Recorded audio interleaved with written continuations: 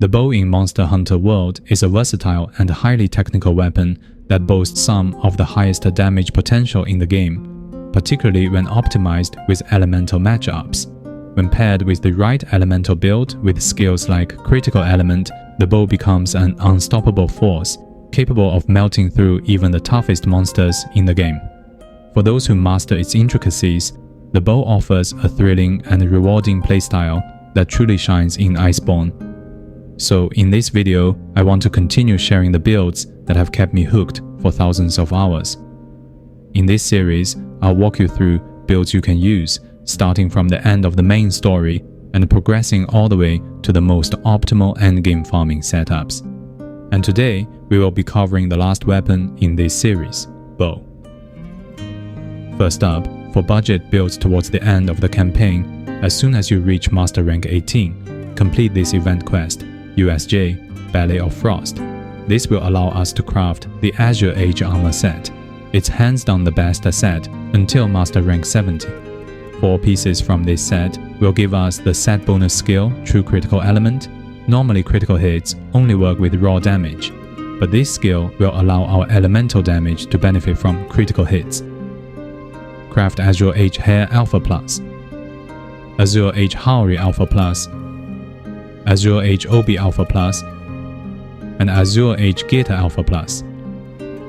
On the gloves, we can use Nagakuga Braces Beta Plus for additional stamina surge.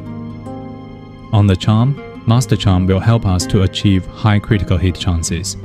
Do note that you won't be able to upgrade it beyond level 4 until later in the game.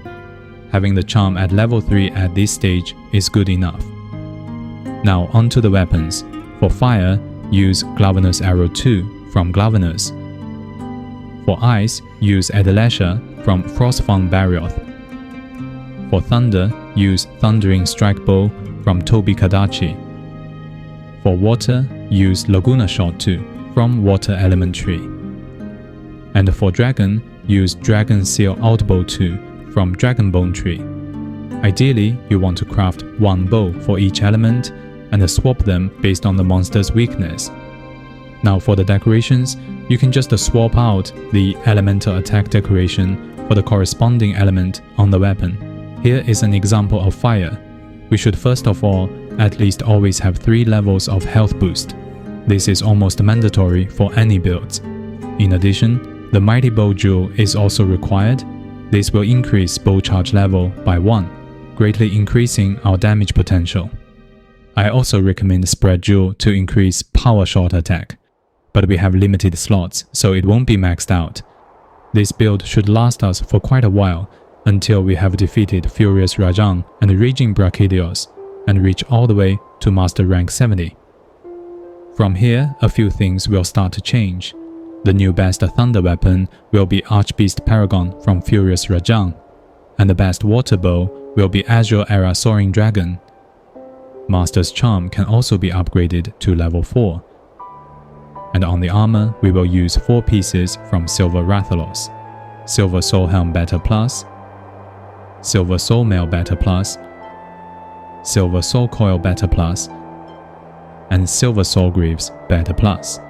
With this set, we can still get the set skill True Critical Element. And on the gloves, use Grand God's Peer Arms Beta Plus from Furious Rajang for additional stamina surge. On the decorations, again, you can swap out the elemental attack decoration for corresponding element on the weapon. Here is an example for water. In addition to standard health boost and critical eye, we can max out Spread Shot and add in Force Shot Jewel to increase damage of normal arrows. You might ask why we didn't just go for Kulf Taroth weapons, as they are available very early on. These weapons are locked behind RNG and require a great amount of farming effort to get. So I recommend waiting until after the final Black Dragon Fatalis' fight to make the weapon farming much quicker. So here is my Anti-Fatalis build pre-Fatalis. On the weapon, we will be using the Alatrion Commandment. This is the best Dragon Bow in the entire game. Not only does it have high Dragon Elemental damage, but also a generous amount of slots. The armor set will largely stay the same, except for on the legs, we will be using Escadora Sheath Alpha Plus for 4 levels of Dragon attack and 3 level 2 slots. We can still use Master's Charm, but make sure to upgrade it to level 5. On the decorations, we of course need Health Boost level 3 again. I also recommend slotting in a couple of Refresh Jewel for at least 2 levels of Stamina Surge. In addition, putting Heavy Artillery on the mantles will help to boost the damage of cannons and ballista, and getting Fatalis to topple much easier. Finally, once you have beaten the Black Dragon, claim the ultimate final reward, the endgame build is truly shaping up. If you are lucky enough to get a Kill Elemental weapon from Kulve Taroth, this will become the new best elemental weapon. These weapons can be further augmented with custom upgrades and bring the element damage even higher. Additionally, the weapon comes with critical element skill, so we no longer need to keep the Silver Rathalos set. We will be using 4 pieces of armor from Fatalis, Dragonhead Beta Plus, Dragonhide Beta Plus, Dragonclaw Beta Plus, and Dragonbarbs Alpha Plus. This set will raise the level cap for all applicable skills, and completely remove the need to run level 3 health boost from now on. For the legs, I chose Rymagard Greaves Gamma Plus from Arch-Tempered Velkhana. It gives 3 levels of peak performance, which will save us a lot of deco slots. On the charm, use Challenger Charm to fill Agitator skills, and make sure to upgrade it all the way to level 5. For the decorations, this is what you should aim for.